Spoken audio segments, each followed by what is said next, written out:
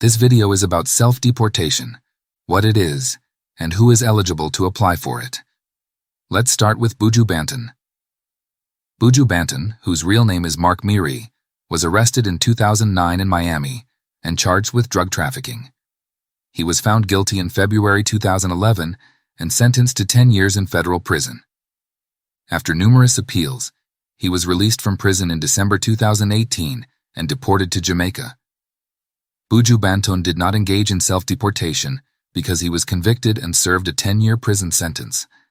Following the completion of his sentence, he was deported as he had no remaining ties in the U.S.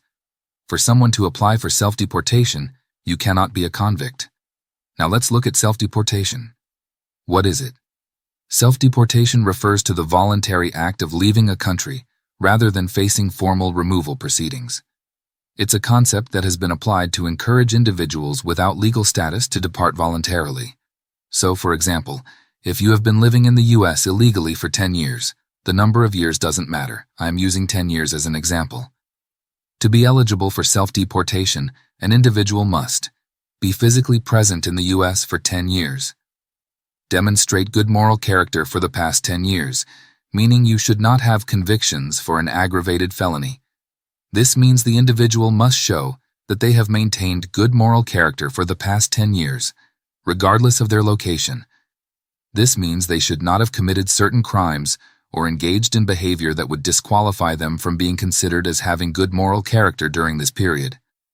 For example, if a person committed a crime in Jamaica or any other country and then fled to the United States, their criminal history would be taken into account when determining their eligibility for self-deportation, formally known as voluntary departure. The requirement to demonstrate good moral character for the past 10 years includes any actions taken both inside and outside the U.S. If the crime committed is one that affects their moral character according to U.S. immigration laws, they may not be eligible for voluntary departure. Instead, they could face formal removal proceedings and potentially a forced deportation if discovered by U.S. immigration authorities. So, why would anyone apply for self-deportation? Well, to avoid a deportation record, because choosing to leave voluntarily means the individual won't have a formal deportation on their record, which can have severe long-term consequences and make it much harder to return to the U.S. legally in the future. While voluntary departure does not guarantee re-entry, it may put the individual in a better position to apply for a U.S. visa in the future, compared to having a deportation order, because a deportation order carries heavier penalties and longer bans from re-entry into the U.S.